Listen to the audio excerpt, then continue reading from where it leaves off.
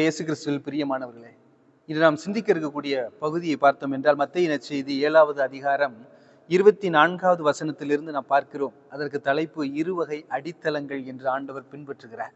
எனவே அன்பிற்கினியவர்களே, அவர் கூறுகிறார், ஆகவே நான் சொல்லும் இவ்வார்த்தைகளை கேட்டு இவற்றின்படி செயல்படுகிற எவரும் பாறையின் மீது தம் வீட்டை கட்டிய அறிவாளிக்கு ஒப்பாவார். மழை பெய்தது, ஆறு பெருக்கெடுத்து ஓடியது, பெருங்காற்று வீசியது, அவ்வீட்டின் மேல் மோதியும் அது விழவில்லை, ஏனெனில் பாறையின் மீது அதன் அடித்தளம் இடப்பட்டிருந்தது. நான் சொல்லும் இந்த வார்த்தைகளை கேட்டு இவற்றின்படி செயல்படாத எவரும் மணல் மீது தம் வீட்டை கட்டிய அறிவிலிக்கு ஒப்பாவார். மழை பெய்தது, ஆறு பெருக்கெடுத்து ஓடியது, பெருங்காற்று வீசியது, அவை அவ்வீட்டை தாக்க அது விழுந்தது, இவ்வாறு பேரழிவு நேர்ந்தது என்று சொன்னார். இயேசு கிறிஸ்துவில் பிரியமானவர்களே, பாறை மணல் என்று ஆண்டவர் பிரித்து காட்டுகிறார்.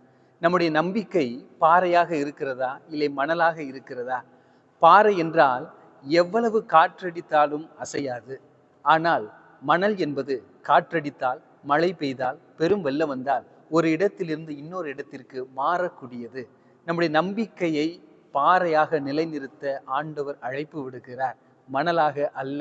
இன்னைக்கு ஆண்டவர் எனக்கு செஞ்சாரு, நாளைக்கு எனக்கு செய்ய மாட்டாரு, எனவே ஆண்டவரை நான் நம்ப மாட்டேன், இன்னைக்கு நான் பாறையா இருப்பேன், நாளைக்கு நான் மணலா மாறுவேன் அப்படின்னா ஆண்டவர் அப்படிப்பட்ட நம்பிக்கையை அவர் கேட்கவில்லை.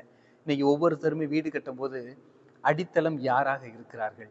அடித்தளம் ஆண்டவராக இருந்தால் அந்த இல்லம் மகிழ்ச்சியின் இல்லமாக மாறுகிறது. மணல் போல நம்ம குறி பார்த்து, ஜாதகம் பார்த்து, திசையை பார்த்து, அதை பார்த்து, இதை பார்த்து கட்டக்கூடிய, ஆண்டவர் மீது நம்பிக்கையற்ற ஒரு முறையில் கட்டக்கூடிய இல்லங்கள் அனைத்துமே மணல் மீது கட்டப்பட்ட இல்லங்களுக்கு ஒப்பாகும்.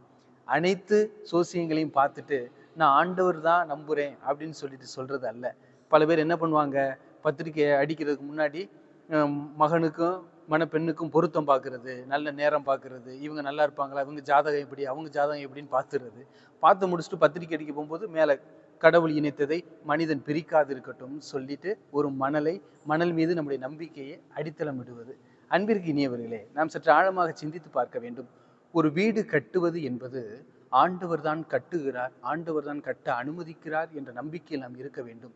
எனவே நாம் எப்படிப்பட்ட சூழ்நிலை இருக்க வேண்டும் என்றால், ஒரு வீடு கட்டுறோம், புது வீடு கட்டிட்டு எத்தனையோ பேருக்கு நம்ம பத்திரிகை கொடுத்து அழைக்கும் போது பார்த்தீங்க அப்படின்னா 3 விதமான மனிதர்கள் வருவாங்க.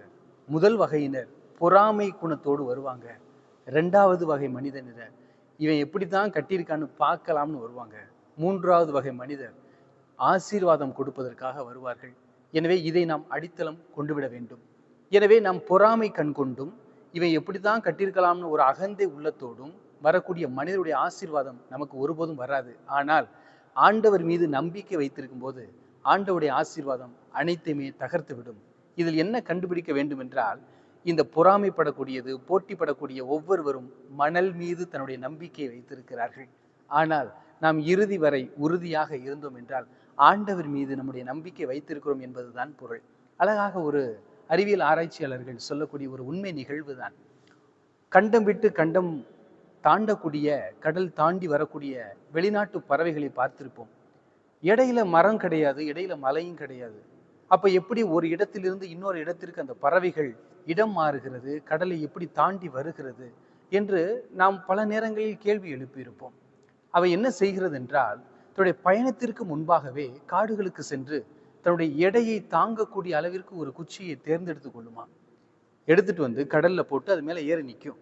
நின்றோன தன்னுடைய எடையை தாங்கினால் அந்த குச்சியை தன்னுடைய வாயில் கவி கொண்டு பயணத்தை இருக்கும். அப்படி எடையை தாங்கவில்லை என்றால் அந்த புது குச்சியை, வேற குச்சியை போய் எடுத்துட்டு வந்து திருப்பி கடலில் போட்டு அது மீது ஏறி நிற்கும்.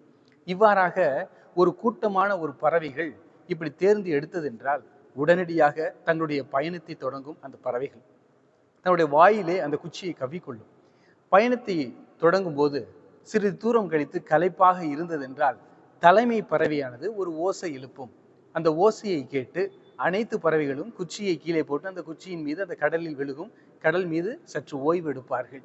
ஓய்வு எடுத்த பிறகு தலைமை பறவை மீண்டும் ஒரு ஒலி எழுப்பும். அப்பொழுது குறிப்பிட்ட நேரம் கழித்து குச்சியை மீண்டும் வாயில கவிட்டு இலக்கை நோக்கி செல்லும்.